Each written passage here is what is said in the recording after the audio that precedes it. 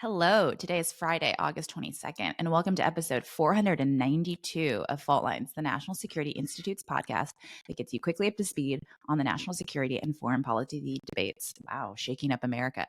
I'm NSI fellow Jessica Jones, and I'm joined today by NSI Advisory Board member with a cool map behind his back, Les Munson, and NSI Senior Fellow, Amy Mitchell. Okay, I'm going to be honest, I tried to find a fun Friday topic. There was a little bit of a dearth. So we're actually going to talk about Venezuela, which we could make fun or not fun. We'll see. We'll see what Les and Amy have to say.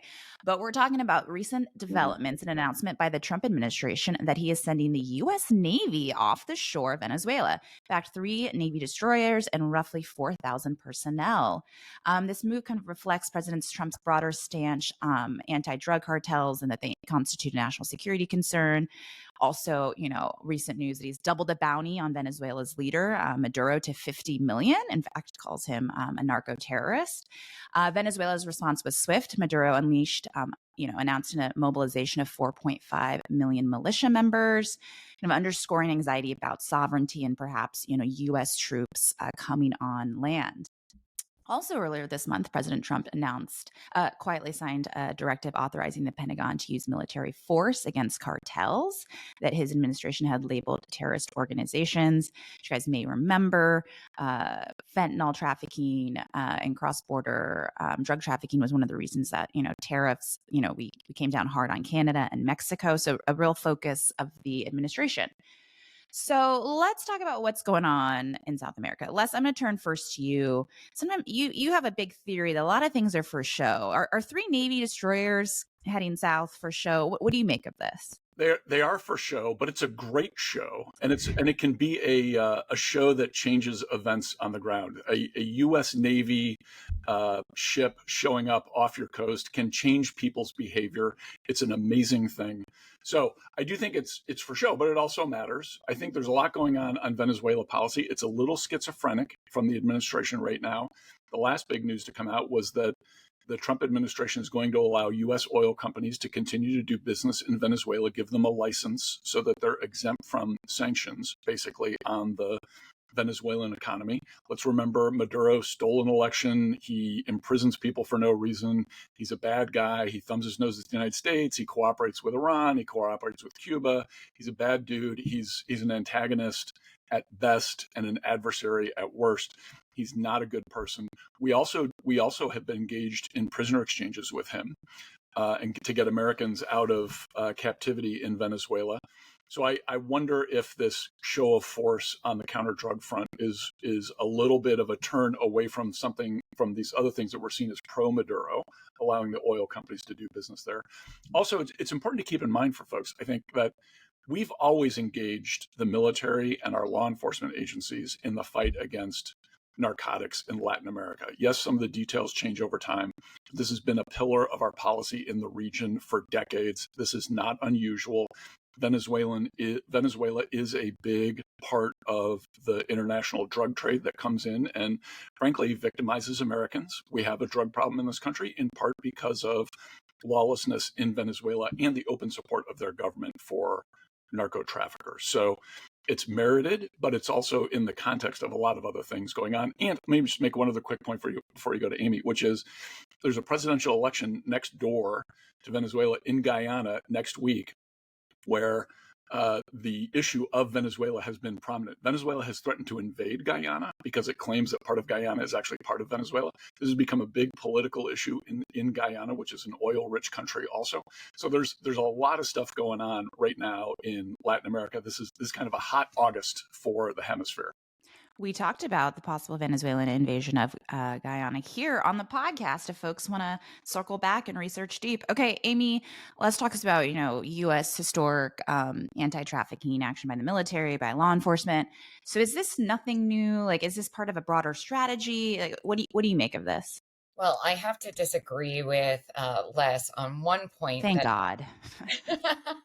That he says that this is nothing out of the ordinary. Well, putting 3 destroyers off the coast of a country is out of the ordinary. Our military obviously has been involved in the counter-narcotics trade, kind of stopping counter narcotic trade for decades. I think back to Reagan, actually, when we talk about that. But this, it seems to be a very ad hoc approach. The administration seems to be, and there's a good side to this and a bad side to this. So they are kind of going squirrel on us, right? Like squirrel, squirrel, squirrel. So we are zipping from sending carriers to the Persian Gulf, now to the coast of Venezuela. Who knows where they're going to show up next? Maybe, somewhere in the Indo-Pacific, maybe off of Thailand, right? So they seem to just be ad hocing this. There doesn't seem to be a strategy. Now, geopolitically speaking, that is technically a good thing, because all countries are kind of on alert. Like they don't know what we're going to do next, right? So there is a deterrent effect to this move. That said, we're losing sight of the larger strategy, which is China and Russia and Iran. And I'd like to see a more cohesive approach from this administration that really begins to hone in on where are our resources best placed to influence China, Russia, and Iran's influence in other regions, such as South and Central America, which is very important, which we have overlooked, sadly, for many for many decades. So I applaud the administration for taking a more active approach on the region. It's just how we're doing it does not seem to be cohesive. It seems to be someone's idea just came up and said, yeah, let's do this. Les?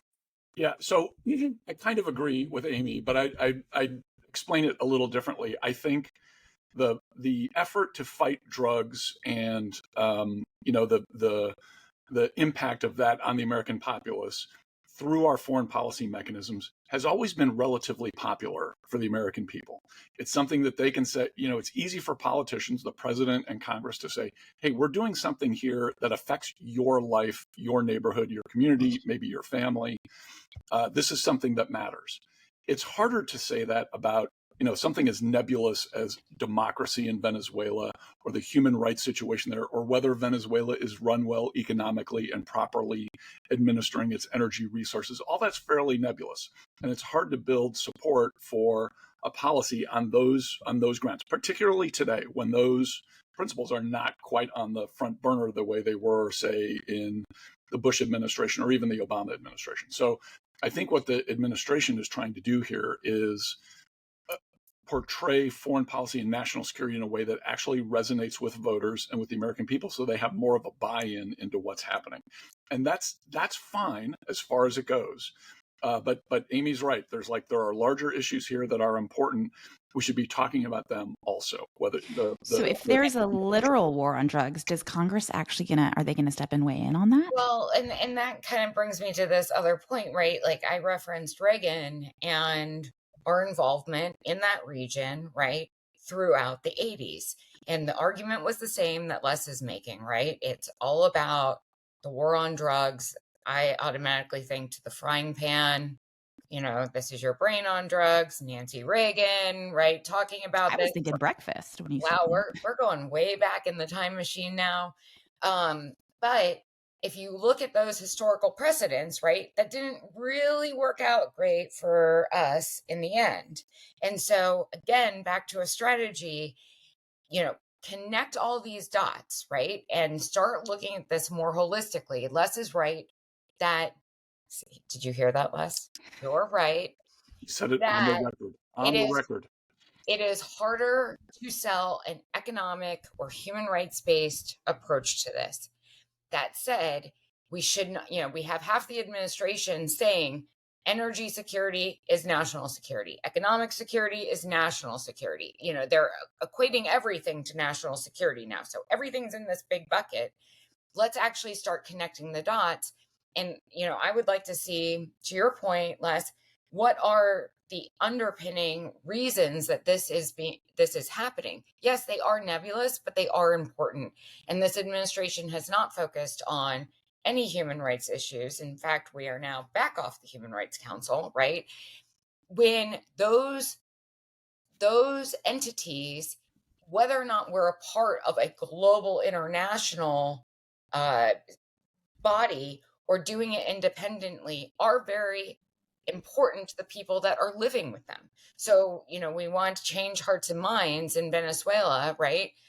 Is positioning 3 warships where no one really knows what we're going to do with those warships. Like, just to your point, are we just gonna take out Maduro like we did with Iran? Like, boom, on Sunday night something breaks and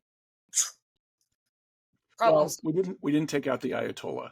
We blew up his nuclear mountain, which I think was a good idea. The difference with the Reagan years was, in Reagan you had the fight against communism, which underpinned everything, and was, even that was controversial because Democrats were opposed, basically. I mean, not all of them, but a lot of them were opposed to the Reagan foreign policy in Latin America, particularly in Central America. We don't really have that now. It's a little bit similar, but not exactly the same. So frankly, I think if the administration needs to use this as an excuse to have a sensible policy in the region, I'm totally fine with it. You do have to explain to the American people at the end of the day. Congress itself was the author of Plan Colombia a couple of decades ago, which was the fight against narcotics in Colombia when that was the main locus. So the Congress is bought into this and is basically funding all of these activities anyway. No one wants to say that because we're supposed to say that Congress doesn't matter anymore and Trump just runs roughshod over them. But in reality, I suspect this is very popular in Congress. Can I just add in a fun Friday point? See, I knew this topic would get us somewhere. I'll do the black helicopter. What else is going to break today at like 6 p.m.? Right? What are we doing? Well, the John Bolton. We have the John Bolton morning. We have John Bolton. It couldn't get worse, Les. By the end of the day, like, hey, let's move destroyers off the coast of Venezuela. And that way, when we drop this, news on Friday night at 9, no one's going to pay attention. Well, I think we got the John Bolton raid this morning. That's I think that affect people at least until lunchtime. Yeah, so I we'll see what happens after lunch. I mean, had that broken earlier, that could have been today's topic. Sorry, guys. It's too late in the news cycle. Okay. Thanks, everyone. That's a wrap. Thanks to Kelly Crawley, Taylor Lane, Claude Jennings, and the entire NSI staff for helping their help in producing today's episode. Join us again on Monday, August 25th. We'll see what Amy's there. Let's see what else breaks and what we can cover then for another episode of Fault Lines, NSI's podcast that gets you smart fast on the national security foreign debate. Wow, guys, foreign policy debate shaping up America. We're on YouTube. Check us out there. And if you like what you heard or saw, be sure to rate, review, and subscribe.